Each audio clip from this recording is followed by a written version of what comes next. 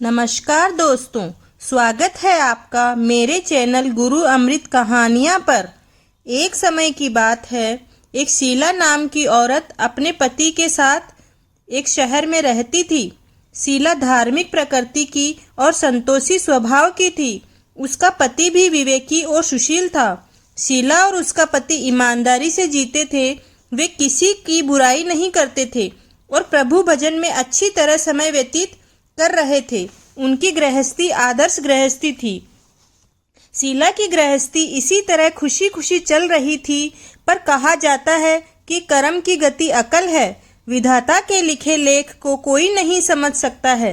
इंसान का नसीब पल भर में राजा को रंक बना देता है और रंक को राजा।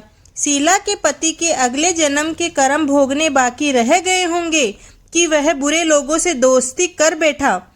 दोस्ती की वजह से वह करोड़पति की बजाय रोड़पति बन गया, यानी रास्ते पर भटकते भिखारी जैसी उनकी हालत हो गई थी।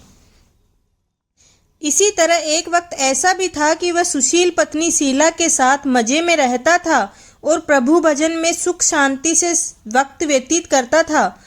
उसके बजाय घर में अब दरिद्रता और भुखमरी फैल गई। सुख से खाने की बजाय 2 वक्त भोजन के लाले पड़ गए थे और शीला को पति की गालियां खाने का वक्त आया था। शीला सुशील और संस्कारी स्त्री थी, इसलिए बड़ा दिल रखकर वह दुख सहने लगी। कहा जाता है सुख के पीछे दुख आता है और दुख के पीछे सुख, इसलिए दुख के बाद सुख आएगा ही। ऐसी श्रद्धा के साथ शीला प्रभु भक्ति में लीन रहने लगी। एक दिन अचानक दोपहर को उनके द्वार पर किसी ने दस्तक दी। शीला सोच में पड़ गई कि मुझ जैसे गरीब के घर इस वक्त कौन आया होगा। फिर भी उसने अतिथि का आदर करना चाहिए, ऐसे संस्कार वाली शीला ने खड़े होकर द्वार खोला। देखा तो एक मांझी खड़ी थी। वे बड़ी उम्र की लगती थी, किंतु उनके चेहरे पर अलौकिक तेज निखर रहा था। उनकी आंखों में से मानो अमृत बह रहा था। उनका भव्य चेहरा करुणा और प्यार में छलकता था। उनको देखते ही शीला के मन में अपार शांति छा गई। वैसे शीला इस मांझी को पहचानती न थी, फिर भी उनको देखकर शीला के रोम रोम में आनंद छा गया। शीला मांझी को आदर के साथ घर में ले आई और घर में एक चादर बिछाकर उन्हें बिठाया। मांझी ने कहा, शीला मुझे पहचाना नहीं? शीला ने सकुचा कर कहा, माँ आपको देखते ही बहुत खुशी हो रही है, बहुत शांति हो रही है। ऐसा लगता है कि मैं बहुत दिनों से जिसे ढूंढ रही थी वो आप ही हैं, पर मैं आपको पहचान नहीं सकती। मांझी ने हंसकर कहा, भूल गई? हर शुक्रवार को लक्ष्मी जी के मंदिर में भजन कीर्तन होते हैं, तब मैं भी वहां आती हूँ। वहां हर शुक्रवार को हम मिलते हैं। तभी मांझी ने कहा, तू लक्ष्मी जी के मंदिर में कितने मधुर भजन गाती थी, अभी अभी तू दिखाई नहीं दी। मुझे लगा कहीं बीमार तो नहीं हो गई है, इसलिए मैं तुझसे मिलने चली आई हूँ। मांझी के अति प्रेम भरे शब्दों से शीला का हृदय पिघल गया। उसकी आंखों में आंसू आ गए। मांझी के सामने वह बिलख बिलख कर रोने लगी। यह देखकर मांझी शीला के नजदीक खिसके और उसकी सिसकती पीठ पर प्यार भरा हाथ फेर कर सांत्वना देने लगे। मांझी ने कहा, बेटी सुख और दुख तो धूप और छांव जैसे होते हैं। सुख के पीछे दुख और दुख के पीछे सुख आता रहता है। धैर्य रखो बेटी। और तुझे क्या परेशानी है? तेरे दुख की बात मुझे बता। तेरा मन भी हल्का हो जाएगा और तेरे दुख का कोई उपाय भी निकल जाएगा। मांझी की बात सुनकर शीला के मन को शांति मिली। उसने मांझी को कहा, माँ मेरी गृहस्थी में भरपूर सुख और खुशियाँ थी। मेरे पति भी सुशील थे। भगवान की कृपा से पैसे की भी कोई कमी नहीं थी। यकायक हमारा भाग्य हमसे रूठ गया।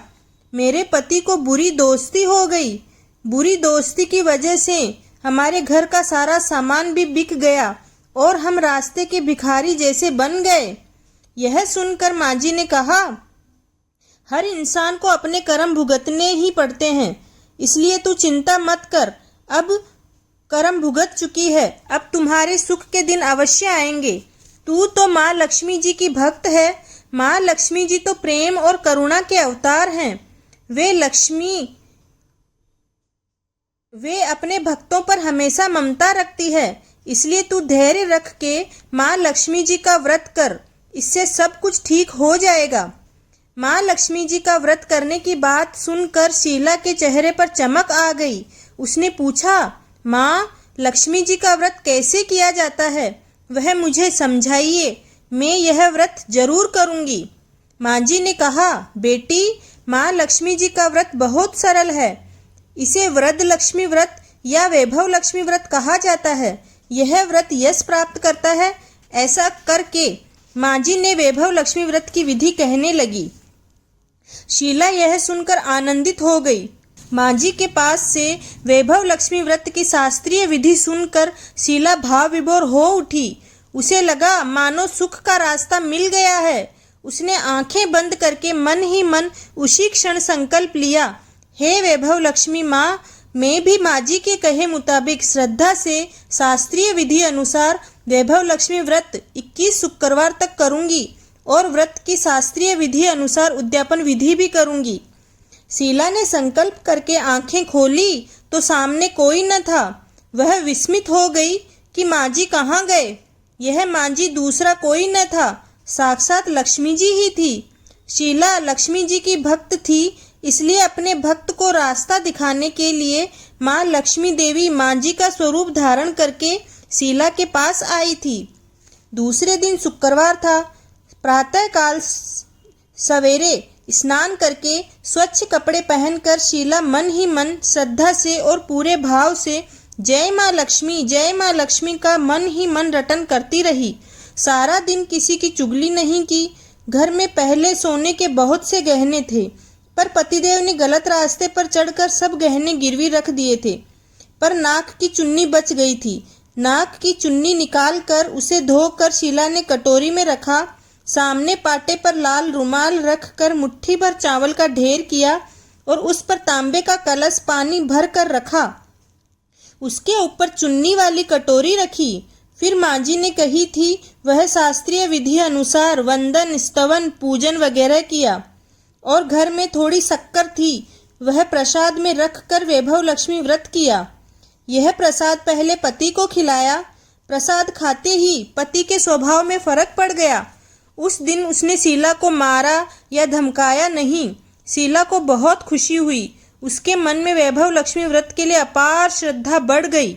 शीला ने पूर्ण श्रद्धा भक्ति से 21 शुक्रवार तक वैभव लक्ष्मी व्रत किया और 21वें शुक्रवार को माँ जी के कहे मुताबिक उद्यापन विधि करके वैभव लक्ष्मी व्रत को पूर्ण किया। इस तरह शास्त्रीय विधि पूर्वक शीला ने श्रद्धा से व्रत किया और तुरंत ही उसे फल मिला। उसका पति गलत रास्ते पर चला गया था, वह अच्छा आदमी हो गया और कड़ी मेहनत करके व्यवसाय करने लगा। माँ लक्ष्मी जी के वैभव लक्ष्मी व्रत के प्रभाव से उसको ज्यादा मुनाफा होने लगा। उसने तुरंत शीला के गिरवी रखे गहने छुड़ा लिए। घर में धन की बाढ़ सी आ गई। घर में पहले जैसी सुख शांति छा गई। वैभव लक्ष्मी व्रत का प्रभाव देखकर मोहल्ले की दूसरी स्त्रियां भी शास्त्रीय विधि पूर्वक वैभव लक्ष्मी व्रत करने लगी। हे माँ धन लक्ष्मी, आप जैसे शीला पर प्रसन्न हुई, उसी तरह आपका व्रत करने वाले सब पर प्रसन्न होना, सबको सुख शांति देना। जय धन लक्ष्मी माँ, जय वैभव लक्ष्मी माँ।